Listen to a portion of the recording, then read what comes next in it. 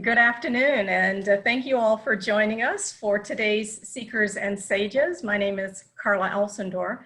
I'm the Senior Director of Alumni Relations at University of St. Thomas, and it's my great pleasure to be back with some of you who have joined us in the past and to welcome so many new attendees today. It's a wonderful looking crowd. And in a few moments, I'm going to turn over today's session to our faculty member and director of the McNair Center. I'll give him a formal introduction in just a few moments. That's Dr. Patrick Wilk. You can wave your hand for us, Dr. Wilk, so everyone can find you on their screen. Good to see you. Yeah. All right, before we begin today's session, I would like to ask that Bridget Richardson, let me admit someone else in real quick.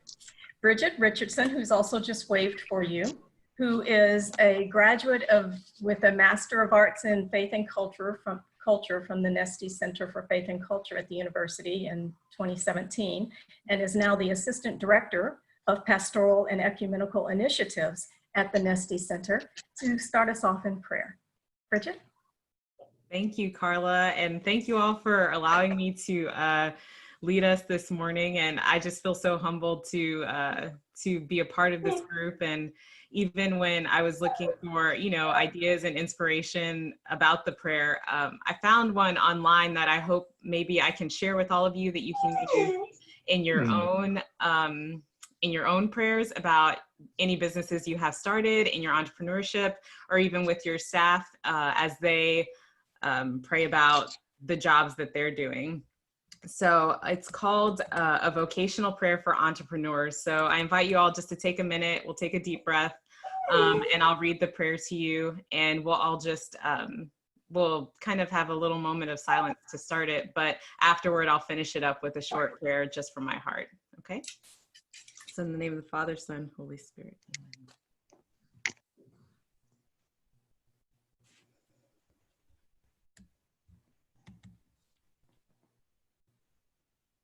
This.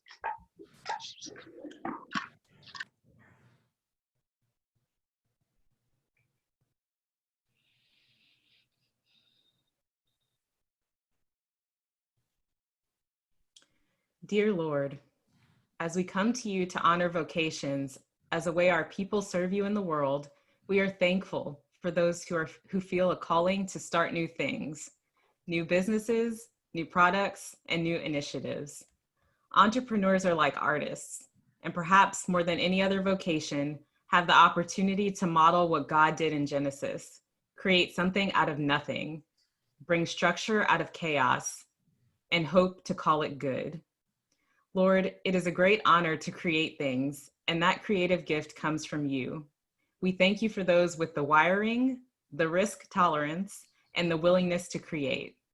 We ask for your help with the incredible stress and isolation that can come from this calling as they dream about products and processes, adjust plans, seek funding, serve customers, create cultures, and find ways to sustainability. Lord, we know that like all, entrepreneurs are broken, and they also work in broken systems. We ask for forgiveness for the particular areas of brokenness that can plague entrepreneurism, such as confusing aspiration and reality, overwork, greed, excessive anxiety, and treating people transactionally. Please protect these workers from these pitfalls and forgive them when they make their work their idol. Lord, entrepreneurs have the incredible opportunity to bring redemption to the world in the way they love people, places, and systems to life. Whether it is the way they care for suppliers, customers, and place, choose policies that honor the integrity of employees, and find ways to seek a redemptive edge in all processes, we ask for your spirit to infuse the process. We ask that each entrepreneur see their undertaking as a way to love and worship you as they create. Lord, we thank you for each and every entrepreneur in our city, because the best way to change culture is to create new culture. And these people are creators. We ask you to use them as a part of your story for Houston and beyond. We ask that they know that you are their ultimate savior, not what they create. And Lord, please bless our panel in this meeting. Please bless the leaders who have brought these people together. And I pray for each participant as well, that they're infused with your spirit as we listen to these things and we discuss how we can truly integrate our faith into what we do in ways that'll bring life to our culture in a world that is in so desperately need of you, Christ. And it's in your name that we pray. Amen. Amen. Thank you, Bridget. That's quite thoughtful. One quick housekeeping item before we move into the panel discussion. Excuse me. Everyone should be muted at this time, except for our panelists, of course. And we ask that you remain muted until a point in time when you would like to ask a question. And if you do want to ask a question, please unmute yourself. And as soon as you've finished asking the question, go ahead and remute. And that way we can keep the background noise down to a minimum. And there will be opportunities during each of the three panelists' presentations for Q&A. With that, let me introduce to you our moderator, Dr. Patrick Woke. He's a passionate serial strategic entrepreneur, idea creator, and thought leader who is driven to build next generation tools for entrepreneurs. He's the director at the McNair Center for Entrepreneurship and Free Enterprise at the University of St. Thomas. Dr. Woke balances his time between working at the McNair Center, mentoring for SCORE, and the Cultural Entrepreneurship Board. He has 25 years experience in global business startup with endeavors such as a family business acquisition, a nonprofit corporation build out, and multiple international startups, including the pioneering of the Collegiate Triathlon Association, the development of Airdex Pallets, which is the world's largest electronics shipper, and ETT Private Equity Investments. Dr. Woke received his PhD from the University of Science and Technology of China, an MBA from St. Leo University, a BA in Business Administration from Lewis University. And during his tenure, he has received outstanding teaching recognitions from University of Minnesota and Tec de Monterrey. Dr. Woke, I turn it over to you. Thank you, Carla, for that beautiful introduction. I couldn't have expected or wanted more, so thank you very much. Before we start going with our panelists, I wanted to introduce a little bit about the McNair Center, who is the sponsor for today and really the supporting actor in today's endeavor. And really the driving force behind the McNair Center is to focus on principled and ethical leadership.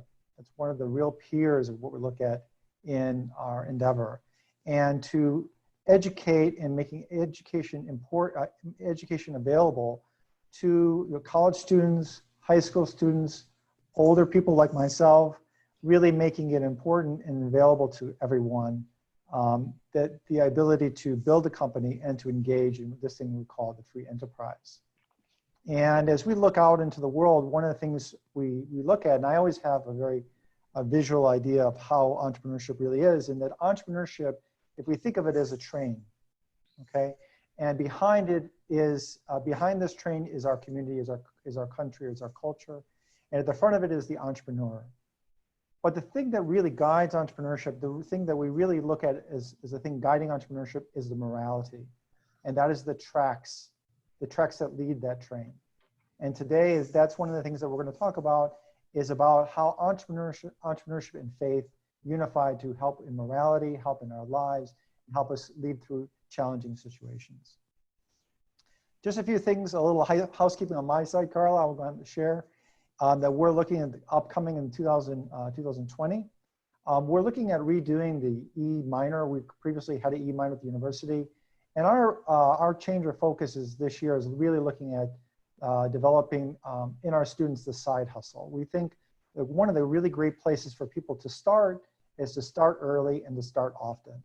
And what we really think is helping our students on all different areas, not just business, but in areas of design, nursing, theology, giving everyone the opportunity to become an entrepreneur and principal entrepreneur in that way, where they can, as we were talking about previously, is really reach out in a principled way into the world, engage into all these things, but at the same time understand the really understand what it is to be an entrepreneur. We're doing a pitch contest, by the way, that will be happening September 12th. And that's going to be open to all the University of St. Thomas students. I've had some teachers ask me if they could apply, and I said, well, you're maybe a little bit too old. But maybe, we could have, if you want to go back and get your, maybe your PhD, maybe then we'll think about it. But we open it up to all students, and that's a pitch contest coming up on September 12th.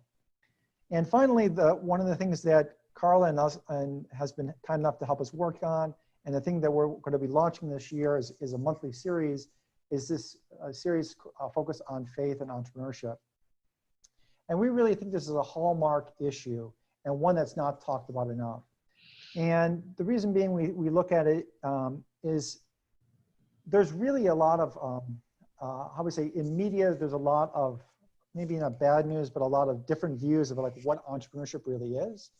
And to me, a faith-based or Christian-based entrepreneurship is one of the most powerful, most beautiful things I've ever experienced in my life.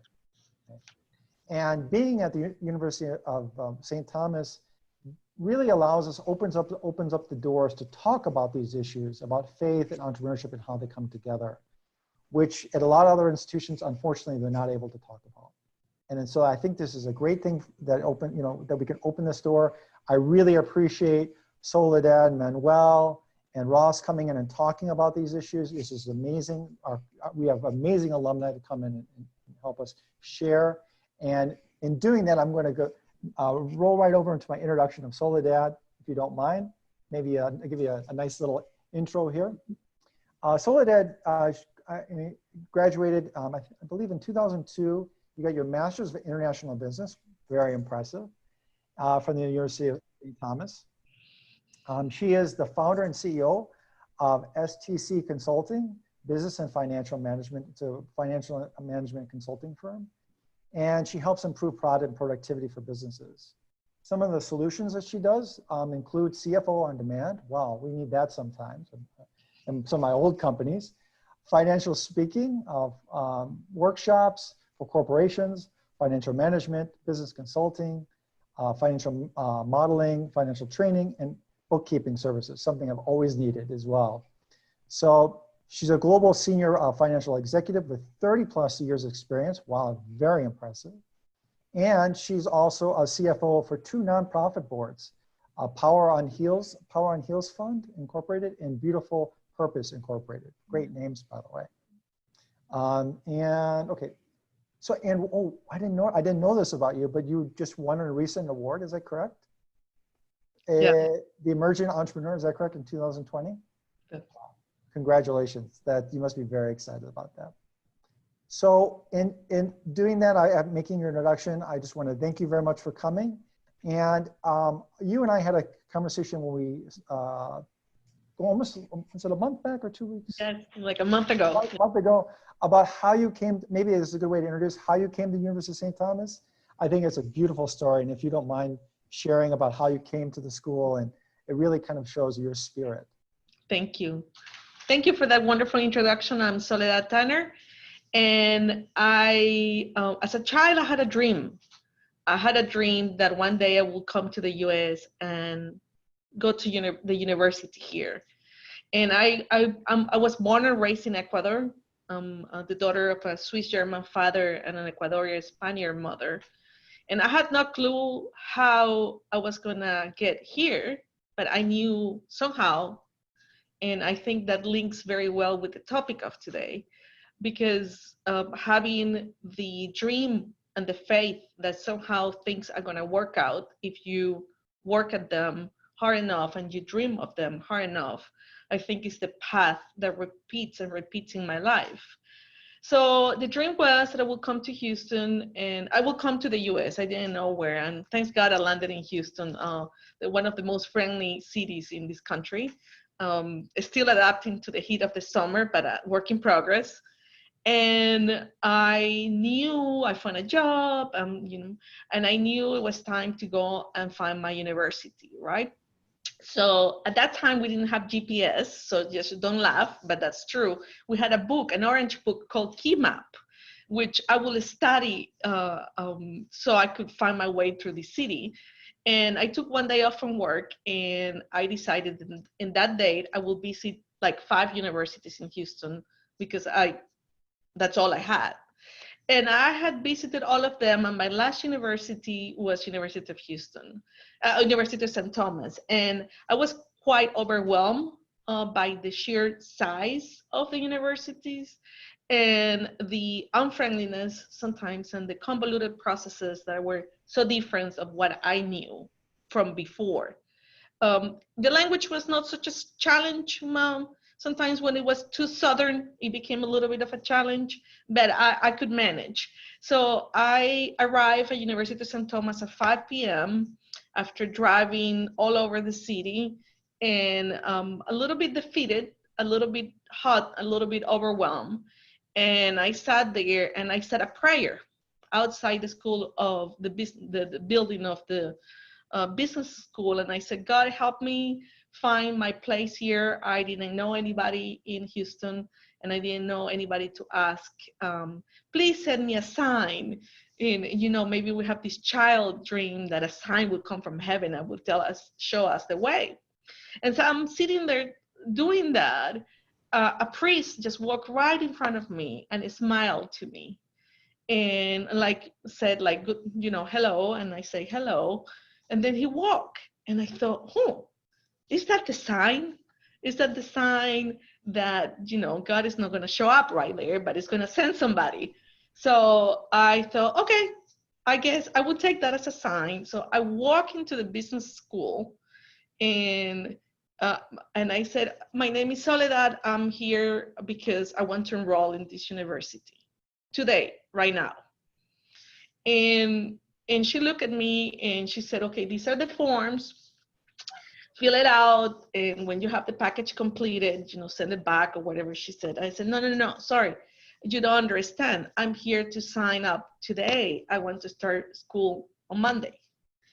And ignorance, obviously, I didn't know the whole process of selection and pre-selection and the letters and the grades. And I just said, no, you don't understand. I'm going to enroll today.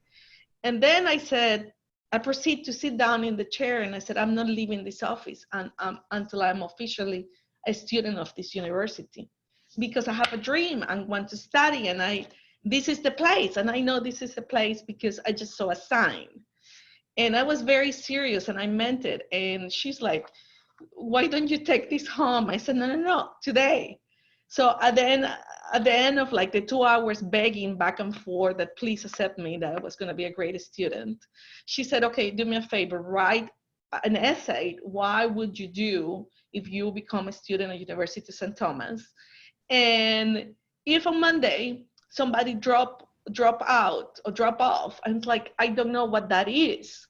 And she said, well, somebody that enrolls and then they don't come. And I said, I don't understand. How can that be? If I'm dreaming to be part of here, how can somebody just be accepted and don't want to be here? Anyway, I put the paperwork, and she said, on Monday we start classes, and if there's it's full, but if we have an extra chair, we will call you, and on Monday. And I said, well, at what time? And at noon. That's the end of the board meeting. And at noon, the phone rang, and then they said, you have been accepted with a precondition that you have ABC, right? And it was one of the happiest days of my life, and because that was the dream, and it was just the beginning. And I, in the essay I wrote, I said, if one day I will graduate from here, I will come back and do exactly what I'm doing right now. The deep gratitude that I feel for the opportunity that University of St. Thomas gave me. And I wanted to be a citizen of good and give back to this community. And that's exactly, even though 20 something years later, that's what I'm trying to do. And I think there's a great parallel between being a little bit irreverent sometimes and having a dream and not really knowing how you're going to come out of that in the other side. I think that's between faith and force, and the journey is of faith and conviction that somehow these things will work out one way or another. So a critical question that I was, as I was preparing for this chat, a critical question is, do we have the faith to start a dream? And knowing that we can do it, that we have the skills to do it, but even though we have never done it, that can be your business or the school. And sometimes despite the fact that you really don't see the path really clear, you don't see the light at the end of the tunnel. And I always answer myself, why not, right? Why not to do it? And we, in life as we go, we develop the strength in our heart that comes from the conviction that if we do good to humankind and the community, things are going to come back to us in abundance.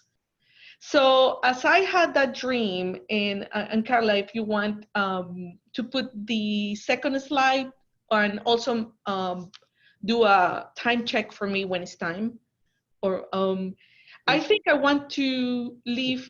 It's almost time, actually. Okay, with 3 main points. Okay. That it's important. The second slide, please. It's important for all of us to be clear in our vision and purpose, because we're an instrument of service. And the more we service the community, thank you. That's a little bit of a picture is worth 1,000 words. The graduation from the university, and then going back, and then even having a banner over there. The second point I want to leave is the power of miracles. Sometimes when we face the impossible, unexpected things happen.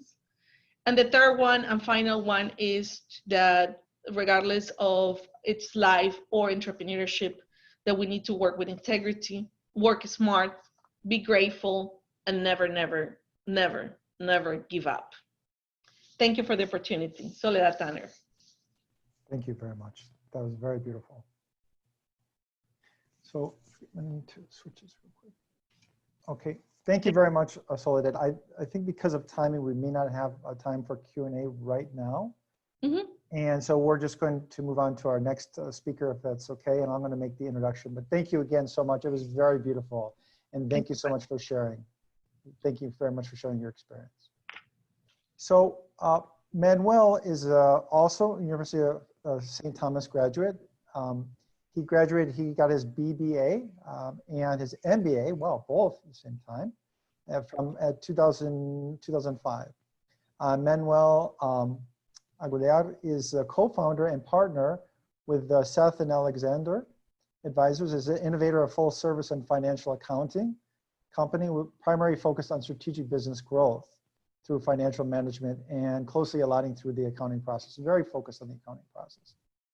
He's also founded, it appears, I'm sorry, ALX, sorry, my dyslexia once in a while works up, ALX Financial, and provides financial education coupled with affordable bookkeeping services to businesses with less than $1 million. Wow, that's a very, very important audience. Typically, it's very hard for them to find.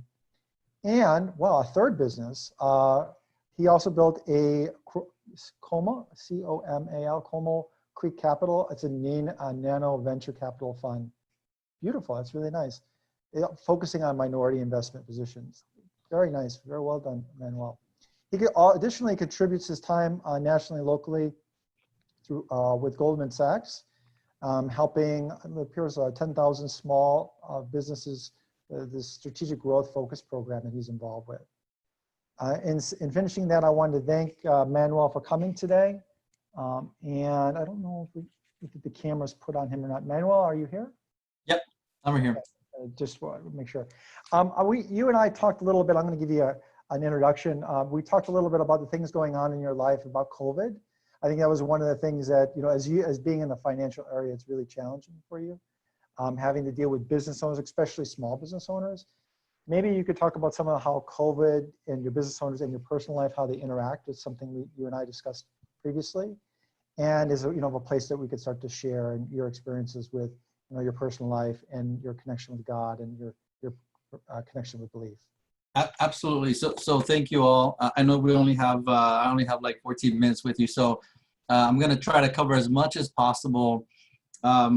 I do want to, as much as I'd like to believe that you all are here for me, the truth is that you are here for you.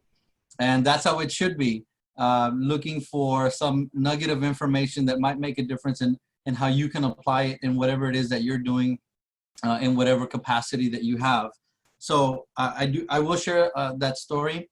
There's a lot of different things that are that I want to talk about. Understandably, with the time, we're going to be limited, but I do want to hit on a lot of things, and I'll share with you also my story.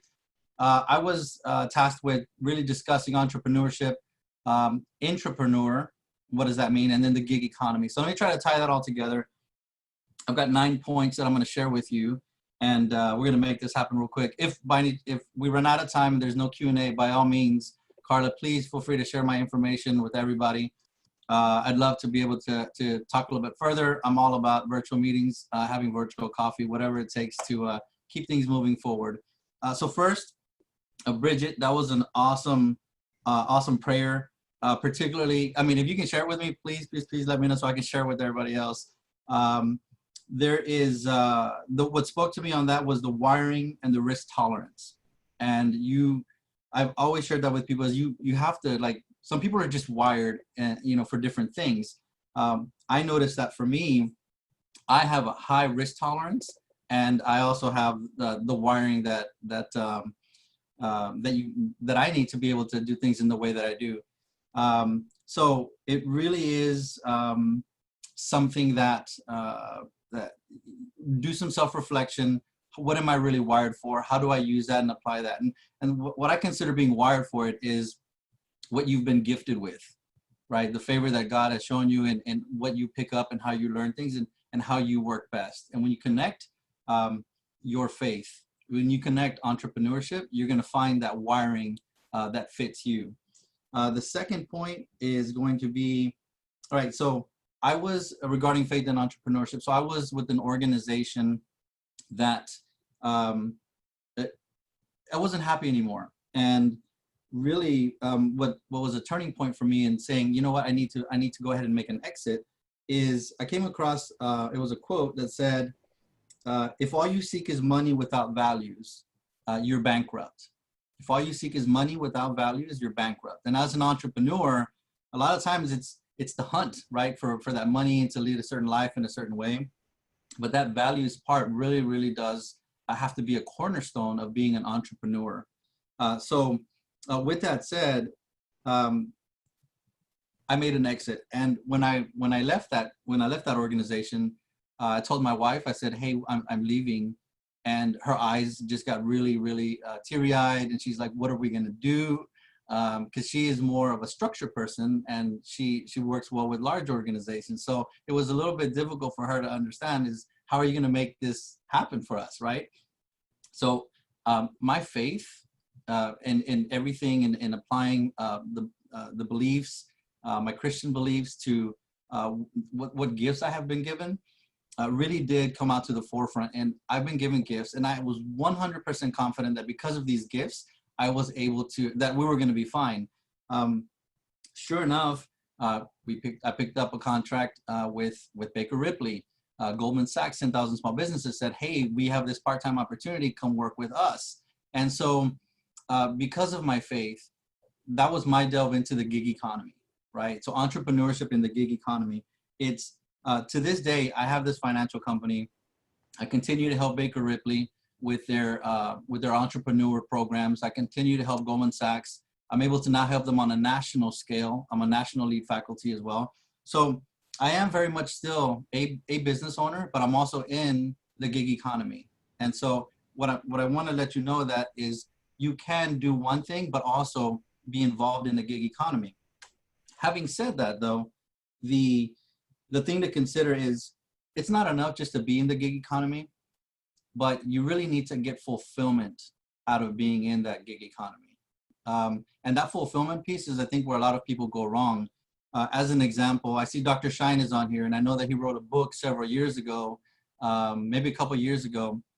And so that to me is a form of being in the gig economy while you're still doing your core function. Okay, so the gig economy, if you're in it and if you want to explore it with the understanding that it really needs to be fulfilling for you, because if you're fulfilled and if you have that purpose, the money will follow, right? And it's going to be money with values. The fifth thing is, okay, so as an entrepreneur, I worked in banking and financial services for 15 years almost.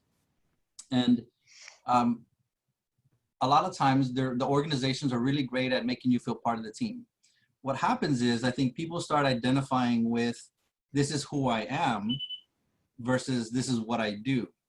So a lot of times when I've spoken to a lot of entrepreneurs that have lost their jobs, particularly right now with COVID happening, and they're very down on themselves because they feel like they've lost part of their identity.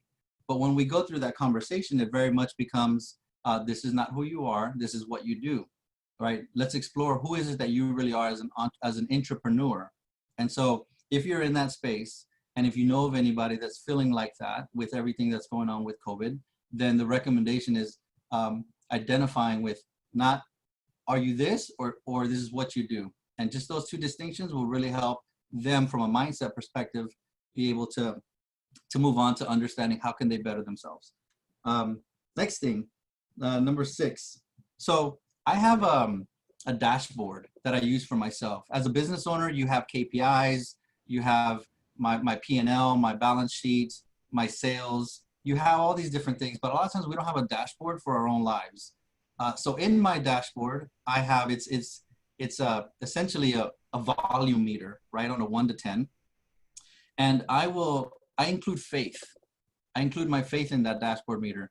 If it's below an 8, then I have to ask myself, okay, what is it that I need to do more of to connect my faith and my spirituality?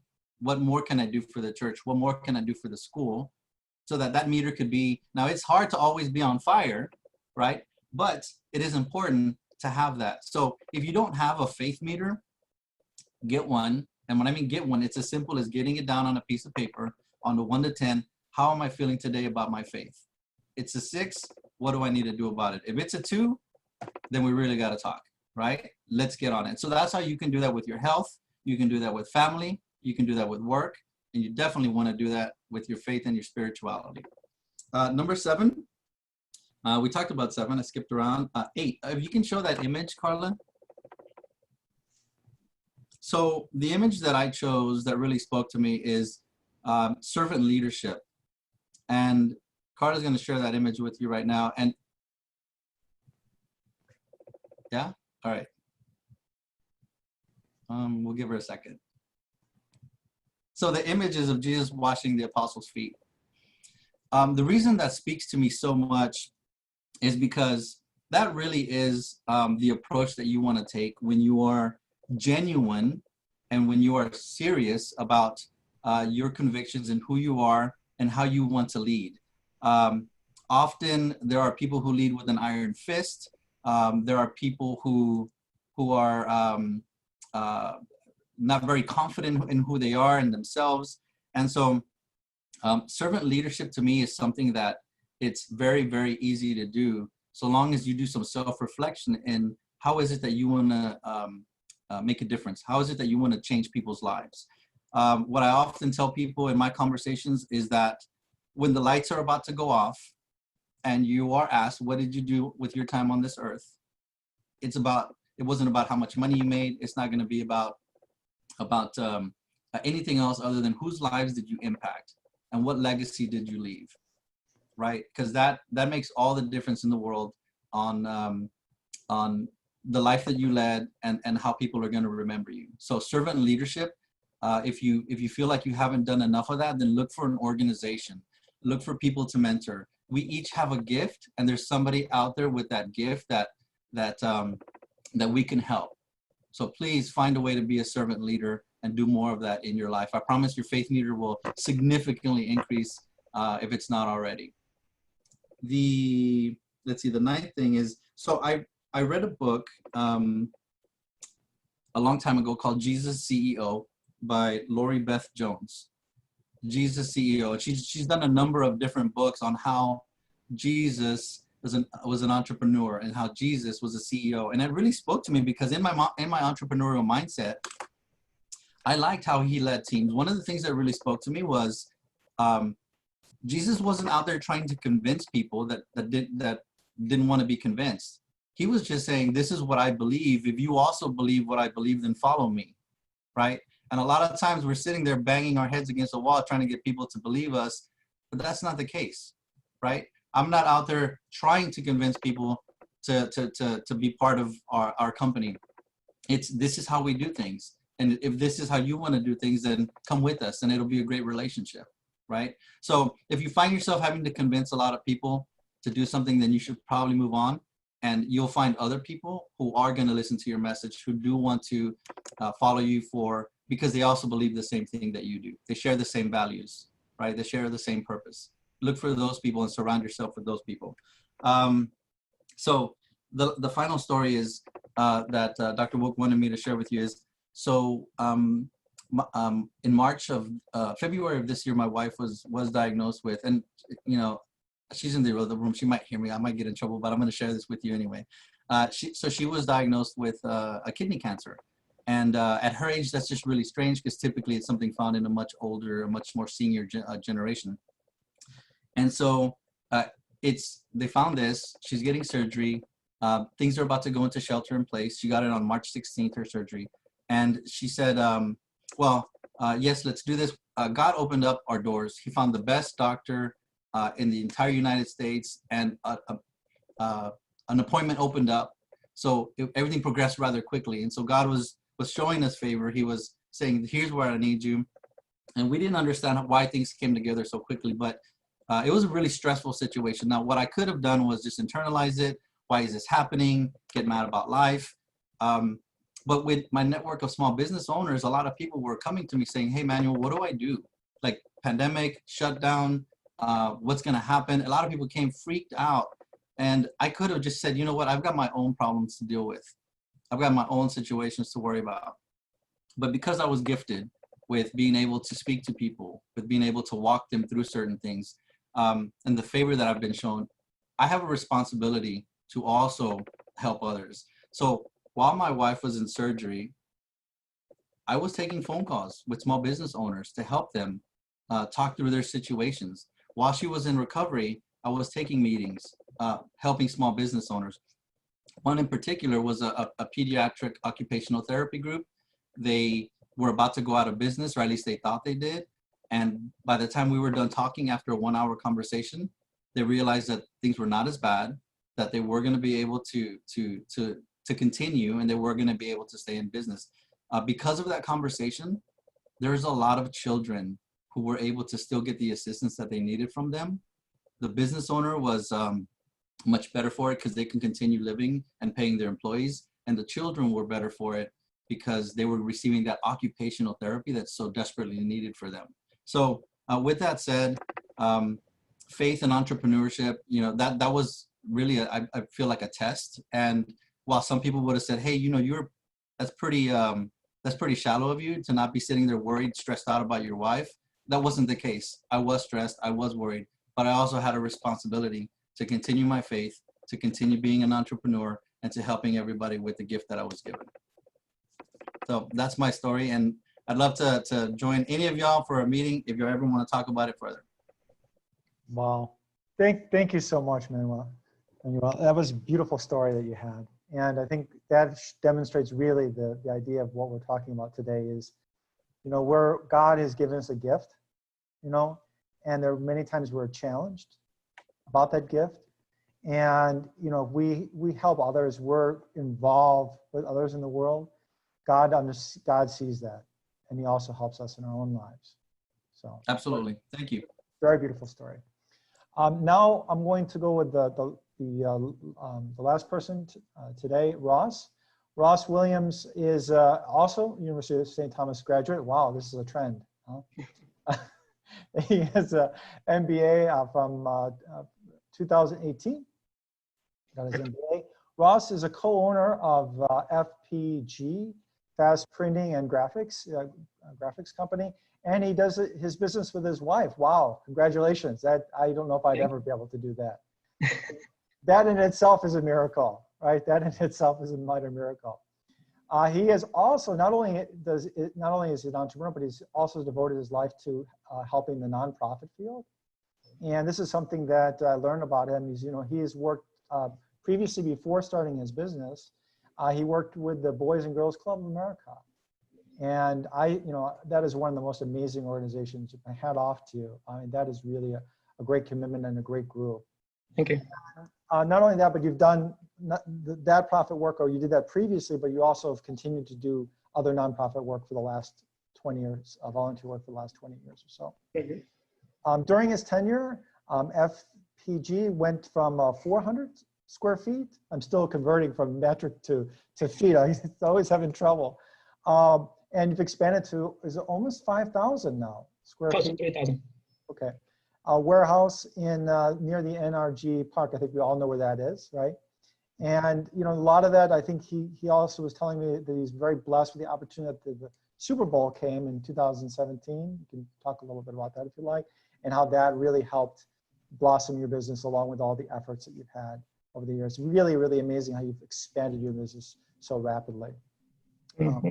Additionally, not only the nonprofit and the volunteer work that he does, but he also is on the Texas Association of the Houston Professionals, where he's on the executive board.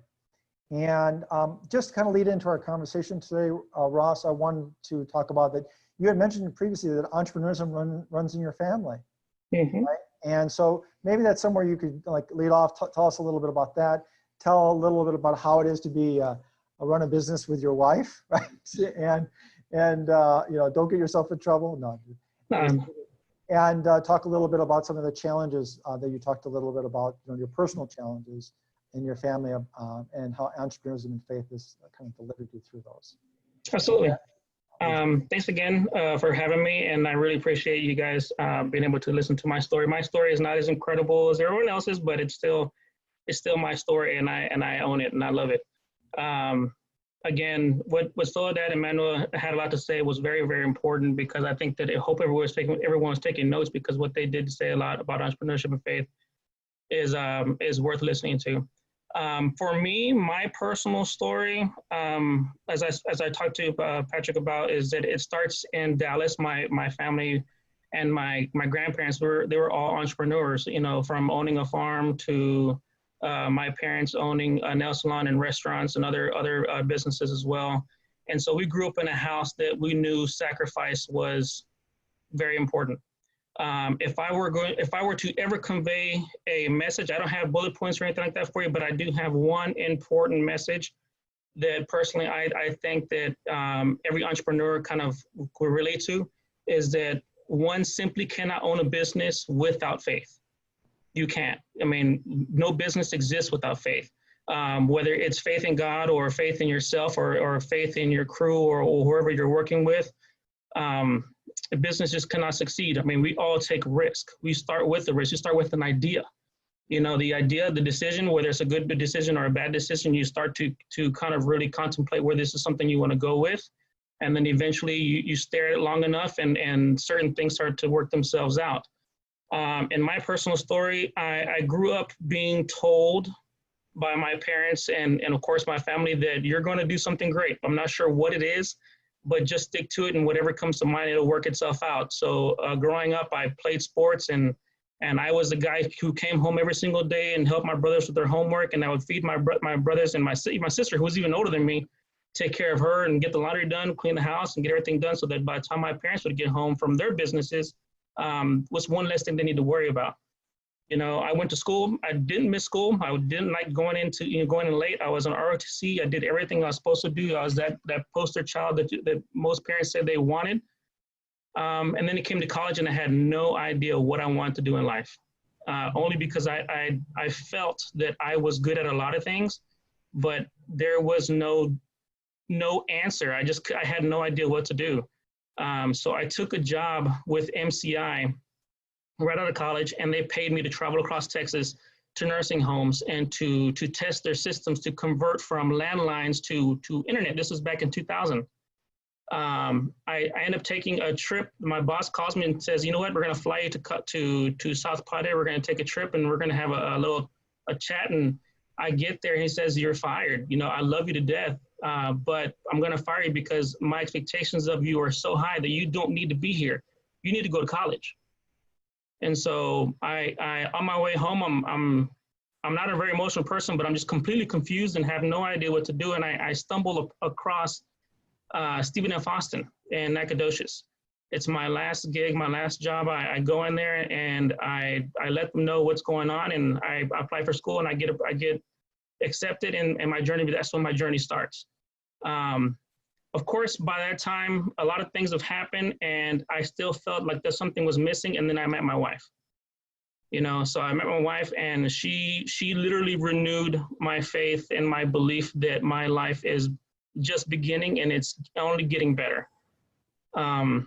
And our personal, it was very challenging for us because we took an existing business that, and in my opinion, needed a lot of upgrading, and we took that business and we scaled it to where we brought it, you know, up to date. But during that time, we were, you know, still trying to have a family, and it was very tough. And she's on here right now, so I hope I don't get in trouble by saying, you know, too much. But you know, we wanted a family, and it was just the number one thing to do. And even though we had faith in ourselves and our abilities to be able to scale this business and get these things going, when we met, we had 2 or 3 things that was very important: was start a family, you know, create a legacy for that family, and to do everything, you know, well, to provide for everyone who's provided for us. You know, that includes family, that includes friends, that includes everyone who's coming to our doors. You know, those people that come into to our doors and spend their money with us and their time to build their brand is important to me.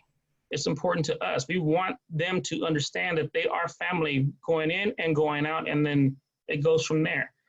So when they have their brand launching parties, or whenever they have their opportunities for them to go out there and scale it, we want to be a part of it and help them do that.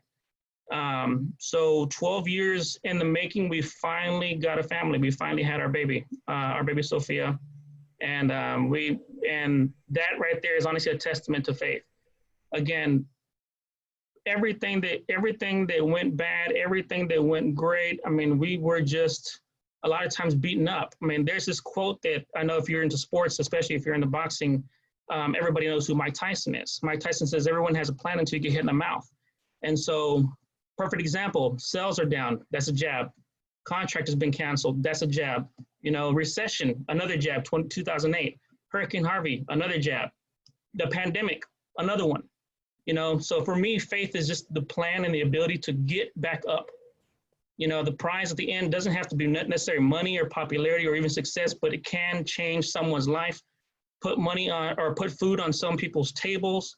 And in my case, you know, it helps whoever comes into my door says, I want to build a brand, and we get to it and we knock it out and we make sure we build that brand. So yeah, faith for me, it's very important. And yes, especially when it comes to working with your wife, I have faith that, you know what, she believes in my abilities, and she's my rock star, and, you know, she's my cheerleader, and she tells me that I can do it, and I want to do it because I don't want to let her down. I don't want to let my daughter down. I don't want to let my friends down.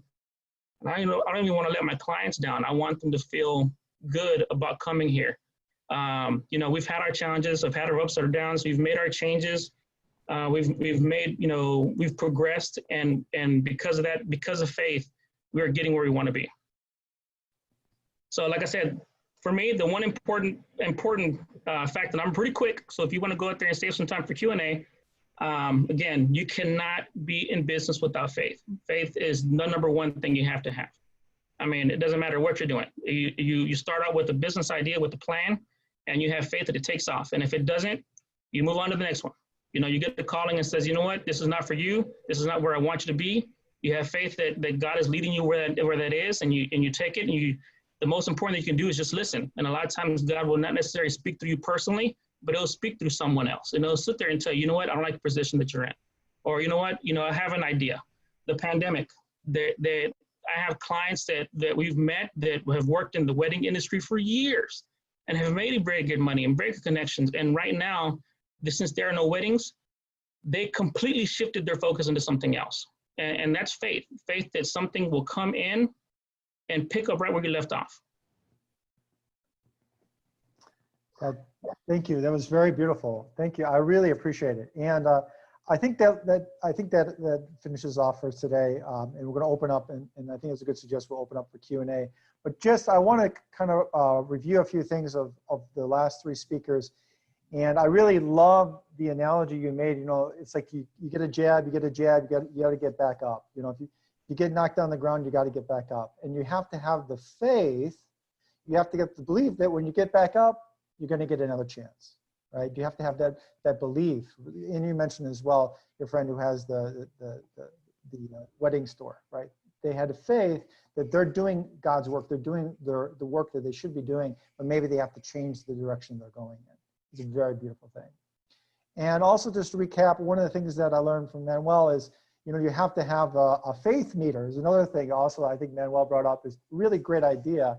Is, you know, when we reflect, you know, we all have these barometers, you know, how much money is in my bank, you know, how well my marriage is going, right? Maybe, you know, how well, you know, am I paying off the loan? But one of the things I heard from Manuel that is really great is we should have a faith meter and always be willing to put money and not put money, but put time and put effort into that as well. And just to recap, going back to Soledad and her great work about having iron will. I mean, you're talking about will, that you come to the United States and you know what you're going to do. You have to have, you know, a really deep commitment to yourself, a commitment to your God, commitment to who you are to do that. And that was a very beautiful thing.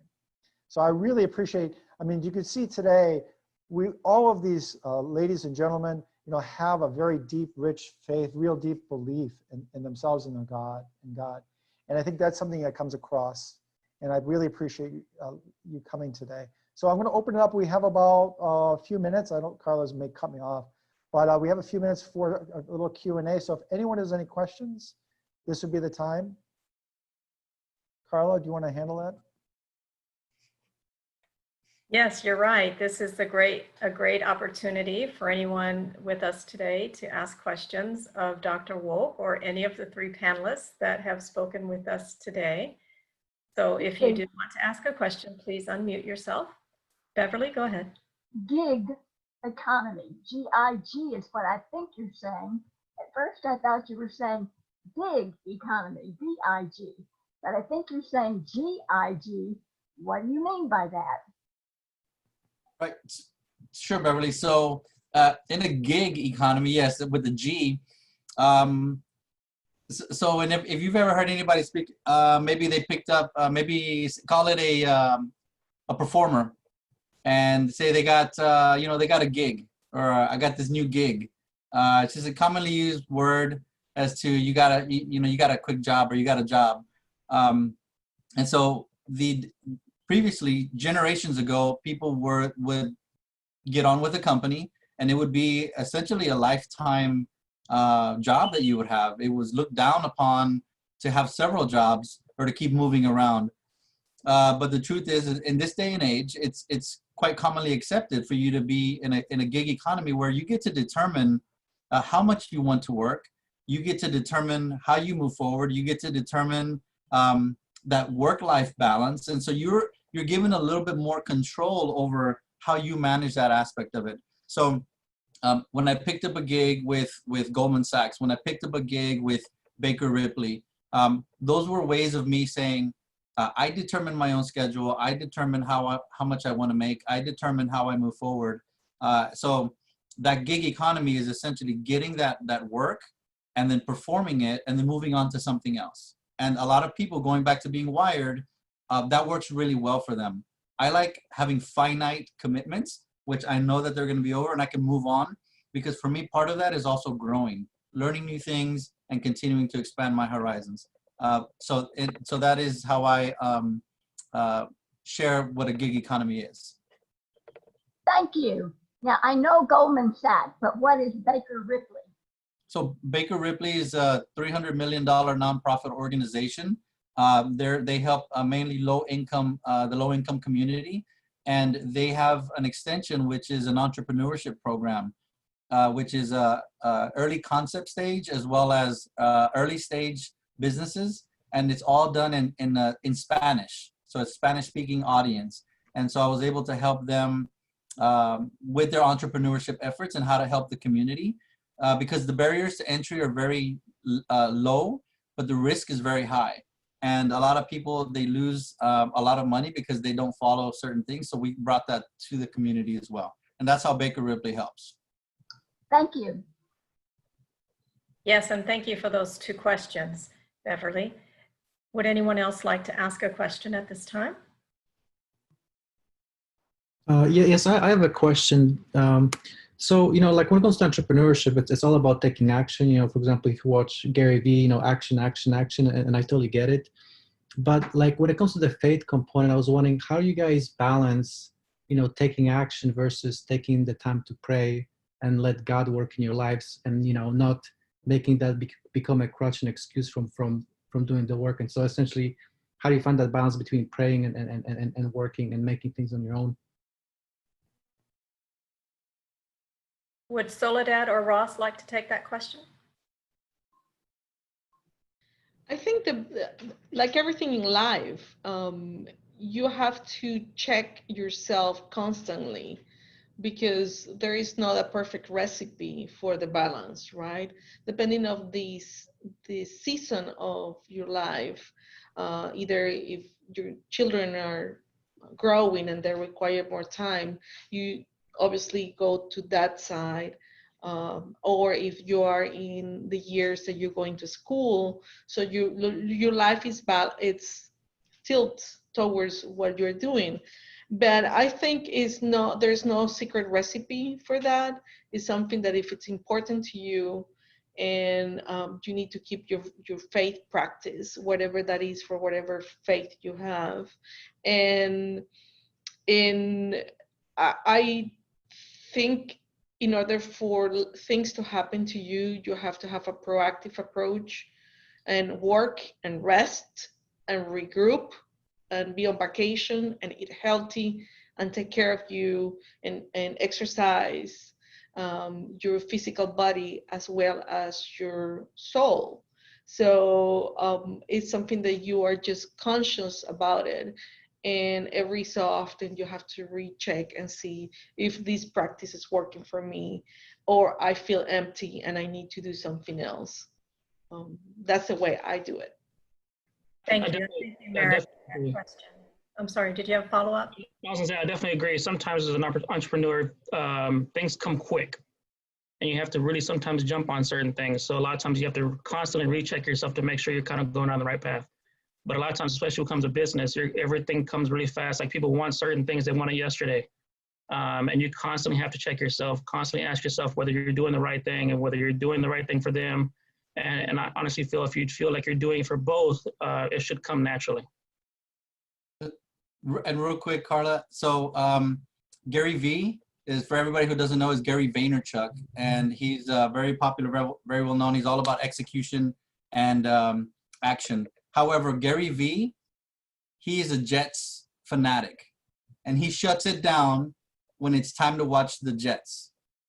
So what I would say is you can do both. Shut it down on Sundays when it's time to go to church, or during the week when you just need 15 minutes of prayer. You make that time the way Gary Vee makes for the Jets, and you will find your faith and you will apply it to entrepreneurship. I love that. It's very similar to the concept of going in deep when you really need to concentrate on something that is important with your work schedule.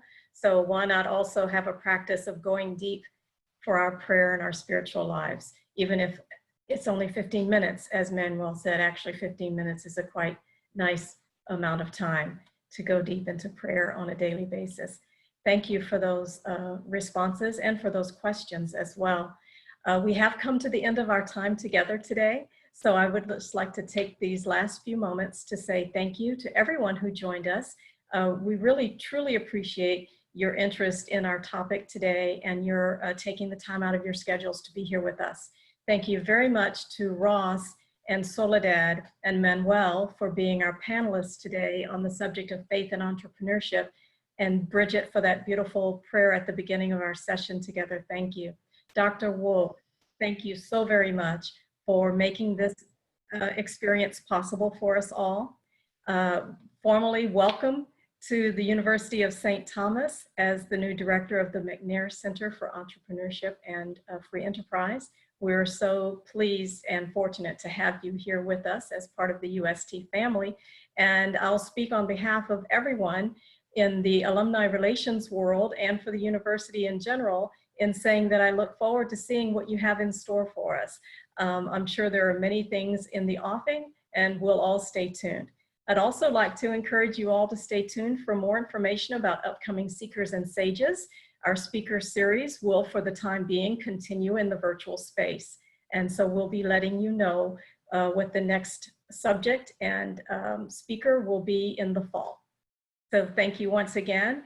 God bless you all and enjoy the rest of your day. Bye-bye. Thank you. I hope you'll get us a good copy of Bridget's prayer. God bless. Yes, we certainly will.